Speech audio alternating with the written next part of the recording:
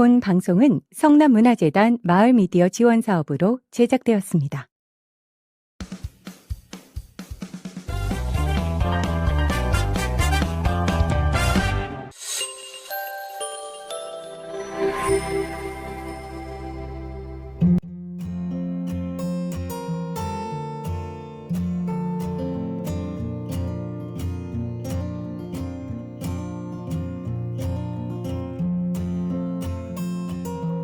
갓 구운 소보루빵의 고소한 냄새처럼 우리네 평범한 삶의 이야기를 바삭하고 달콤하게 전하는 곳 소보루 라디오 시작하겠습니다. 오늘 여러분과 함께할 저는 호호마입니다.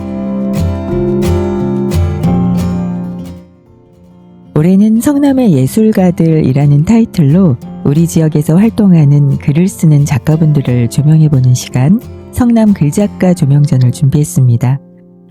첫 번째 시간 문을 열어줄 분은 성남의 골목길을 사랑하고 그곳에서 뛰노는 아이들의 마음을 누구보다 깊이 들여다보는 분인데요. 동화작가 김경옥 선생님을 조명합니다.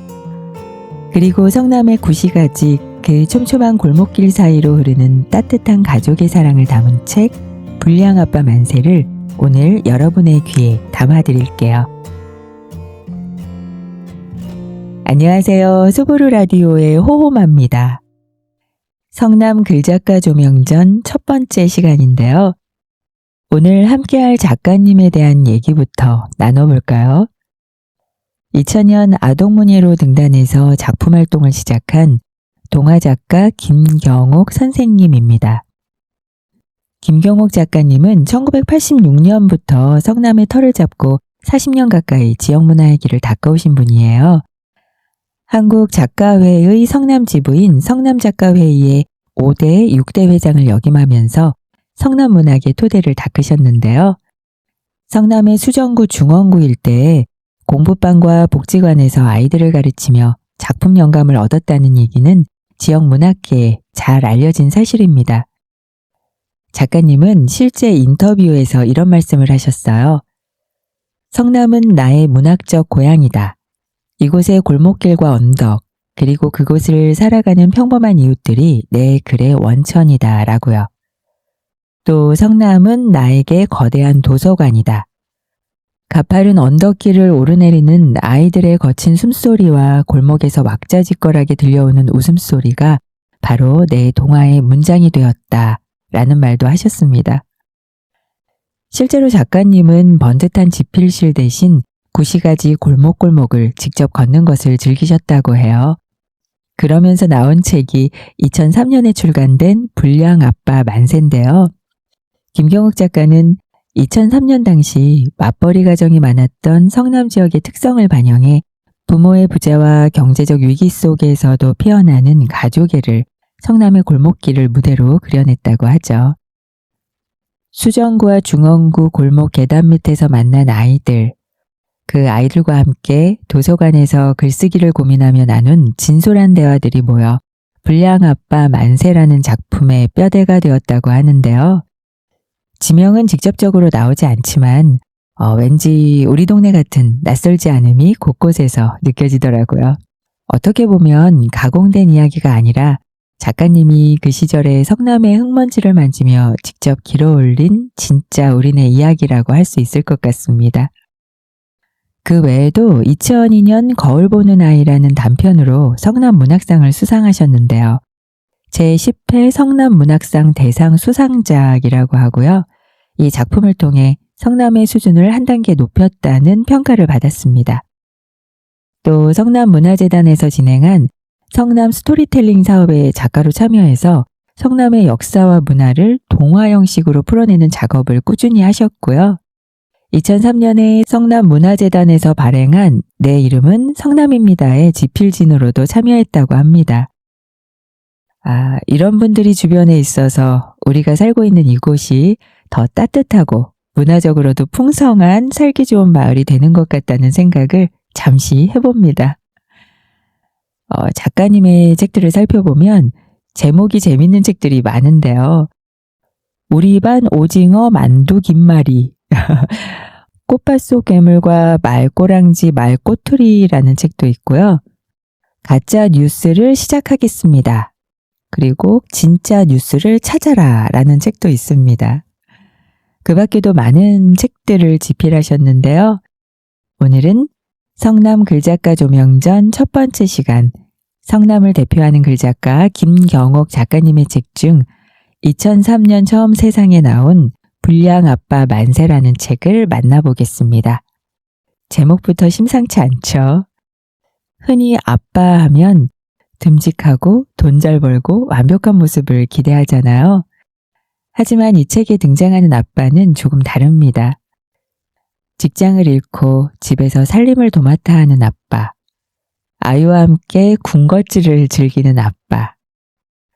세상의 잣대로 보면 불량해 보일지 몰라도 아이의 눈에 비친 아빠는 세상에서 가장 내 마음을 잘 알아주는 1등 아빠입니다. IMF 이후 경제적으로 힘들던 시기 성남의 많은 가정들이 겪었던 아픔을 김경옥 작가님 특유의 해학과 따뜻함으로 버무려낸 수작인데요. 경제적 가치로만 평가받던 아버지라는 존재를 사랑과 관계의 존재로 다시 정의한 작품이라고 할 수 있을 것 같아요. 책 내용 일부를 청취자분들께 들려드리려고 하는데요. 낭독에 앞서 이 책을 읽은 독자들의 예전에서 최근까지 리뷰들을 몇 개 가져와 봤어요.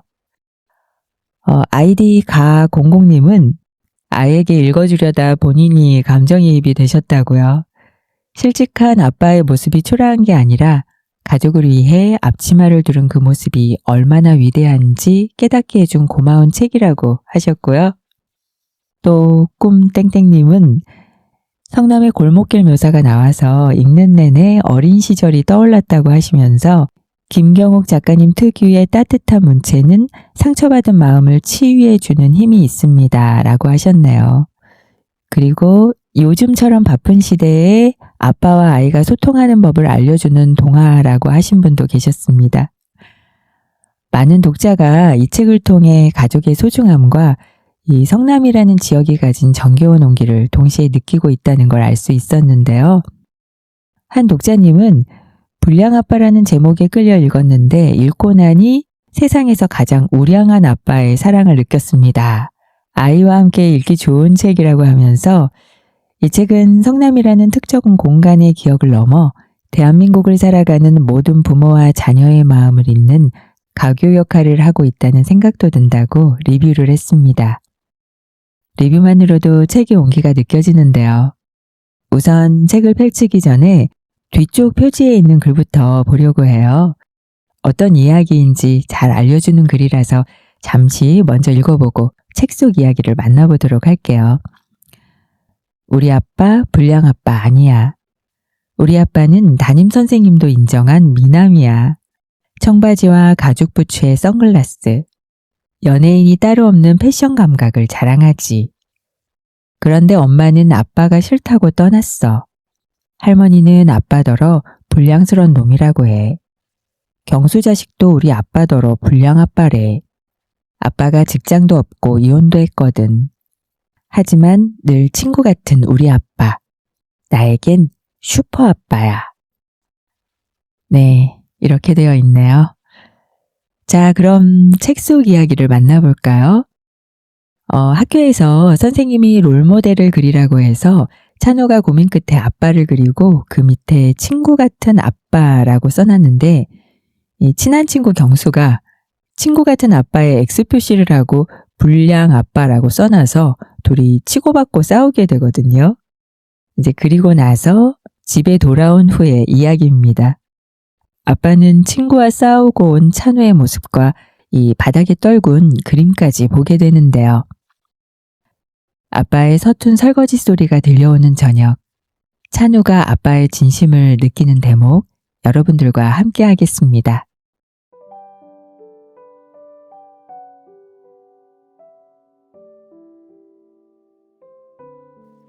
바닥에 뒤집어져 있던 그림을 아빠가 집어 올려 딱 1초 정도 보았을 무렵 내가 재빨리 그림을 빼앗았다. 안 돼! 그림을 후다닥 빼앗아 뒤로 감추는 나를 아빠가 물끄러미 올려다보았다. 나는 얼른 내 방 책상 서랍에 그림을 숨겼다. 그 1초 동안 아빠는 그림을 자세히 보았을까? 아래에 커다랗게 불량 아빠라고 쓰여 있는 불량한 그림. 그 뒤로 아빠는 말이 없었다. 나는 아빠의 이런 모습이 무척 낯설었다. 아빠는 아무 말 없이 주방에서 밥을 했다. 김치찌개에 한 가지를 올려놓고 밥을 먹는 동안에도 아빠는 말이 없었다. 늦은 시간에 청소기를 돌리고 밖에 널어놓은 빨래를 걷어와겠다. 조용조용 무언가를 쉴 새 없이 했다. 눈치만 보고 있던 나에게 아빠는 그만 자라 하고 말했을 뿐이다. 그 말 외에 더 이상 다른 말은 없었다. 그 조용함이 매우 불편했다. 자리에 누웠지만 잠은 오지 않았다. 거실에서는 뻐꾸기 시계가 12시를 알렸다. 아빠는 지금 혼자 무엇을 하고 있을까? 낮에 있었던 일을 생각하고 있겠지?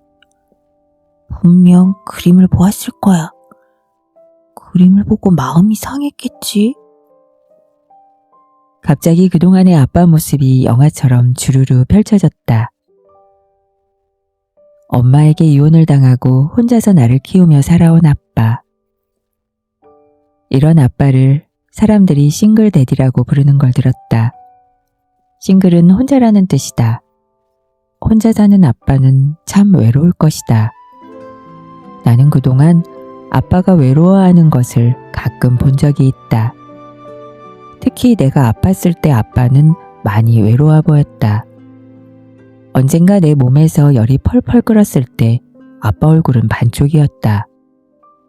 엄마를 원망하는 소리도 어렴풋이 들었다. 어항 속에 금붕어도 짝이 있고 참새도 짝이 있는데 아빠는 짝이 없으니 심심할 거란 생각이 들었다. 내 심술과 투정을 언제나 웃음으로 받아주던 아빠. 준비물을 하나하나 챙겨주던 아빠.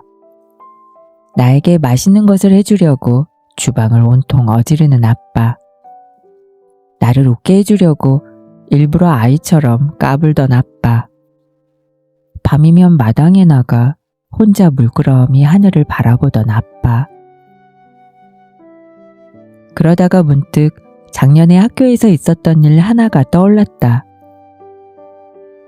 어쩌면 작년에 그 일 때문에 아빠가 교통안전 봉사하러 오는 것을 꺼렸을지도 모른다는 생각이 들었다. 작년. 그러니까 내가 1학년에서 2학년으로 막 올라가던 때의 일이었다. 지금은 6학년 형 누나들이 당번을 정해 1, 2학년 급식 도우미를 해주고 있지만 작년까지만 해도 학부모님들이 급식 당번을 해야만 했다. 우리 아빠도 그날 급식 당번이라 학교에 왔다. 12시가 가까워오자 급식 당번 어머니들이 복도에서 배식 준비를 하기 시작했다. 머리에는 단정하게 머리수건을 쓰고 허리에는 앞치마를 두르고 아이들이 나오기를 기다렸다. 아빠도 머리수건을 쓰고 앞치마를 두른 채 어색하게 서 있었다. 아이들은 이런 아빠를 보고 키득키득 웃었다. 나는 엄마가 없어서 아빠가 온 것이 싫었다. 급식을 받으러 나가야 하는데 입만 쑥 내민 채 맨 뒤에 서 있었다.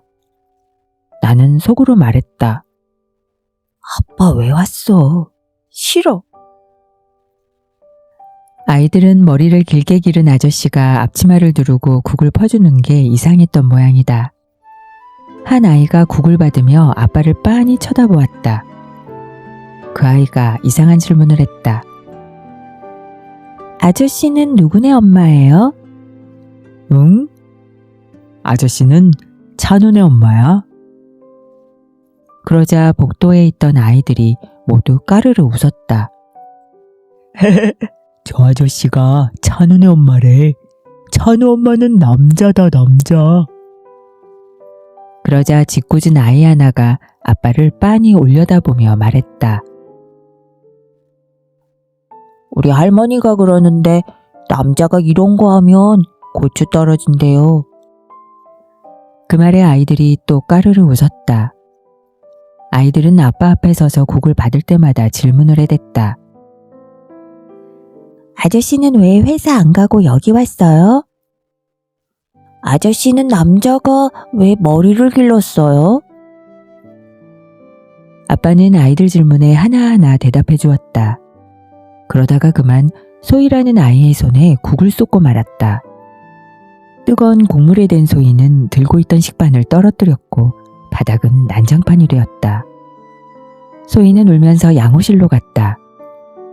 다행히 심한 화상은 아니고 살갗만 조금 부풀어 오른 정도였지만 그날 아빠는 미안해서 어쩔 줄 몰라 했다. 나도 그날 하루 종일 부끄러웠다. 왜냐하면 아이들이 점심시간 내내 나를 놀렸기 때문이다. 야, 찬우는 엄마가 없대. 쟤네 아빠 때문에 소희가 뜨거운 국에 데웠어. 어떤 아이들은 나를 졸졸 따라다니면서 계속 놀려댔다. 찬우네 엄마는 남자래요. 덕수염난 남자래요. 나는 씩씩대며 그 아이 머리통을 3개 쳤다. 그런 놀림쯤은 얼마든지 참을 수 있었다. 하지만 양호실에 다녀온 소희까지 나를 몰아세우자 나는 기가 죽었다. 치, 무슨 어른이 그래? 조심성도 없고. 너희 아빠 오지 말라고 그래. 그날 나는 속상해서 집에 가자마자 아빠에게 심술을 부렸다. 아빠 미워. 다음부터 학교에 오지 마. 나 창피하단 말이야. 나는 울면서 아빠의 가슴팍을 주먹으로 마구 두드렸다. 아빠가 내 손을 잡으며 미안하다고 사과했지만 나는 아빠 손을 뿌리치며 일부러 더 큰 소리로 엉엉 울었다.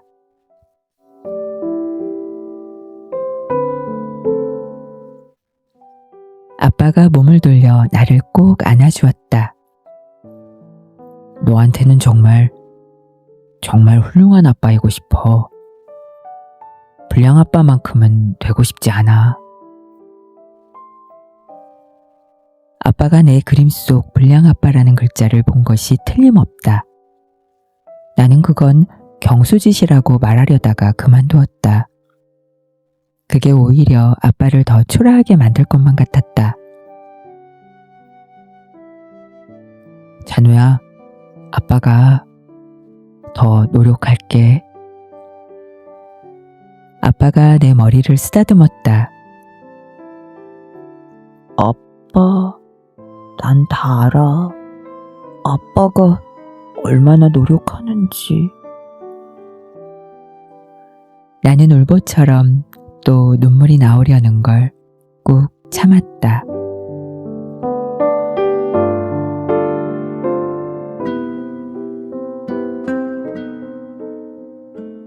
아빠에게 혼나고 나서 서로를 안아주는 모습으로 하나의 에피소드는 마무리가 되는데요. 아빠의 마음이 아이에게 잘 전달된 것 같죠? 이전의 이야기와 이후의 이야기도 마음 한켠이 따뜻해지고 위트 넘치는 이야기 전개가 펼쳐집니다. 아빠의 꿈이 세계적인 투자자 워렌 버핏처럼 돼서 기부도 많이 하고 싶다고 하는데요. 네, 아빠 되기, 부모 되기란 쉽지 않죠. 어쩌면 김경옥 작가는 이 책을 통해서 완벽하지 않아도 괜찮아. 우리는 서로 사랑하니까 라는 이런 위로의 메시지를 건네는 것 같습니다.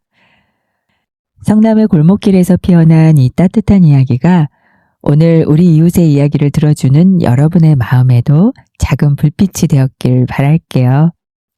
여러분과 함께한 성남의 예술가들, 성남 글작가 조명전 1부는 여기서 마치겠습니다. 빅토르 위고가 이렇게 말했습니다.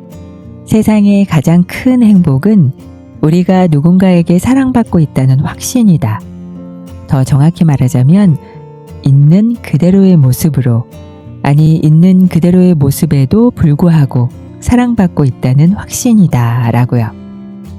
비록 직장을 잃고 세상의 기준에는 불량해 보일지 몰라도 아빠라는 이유만으로 찬우에겐 아빠가 가장 큰 우주였듯이 여러분 곁에 있는 소중한 사람에게 있는 그대로의 당신을 사랑한다고 말해보는 건 어떨까요?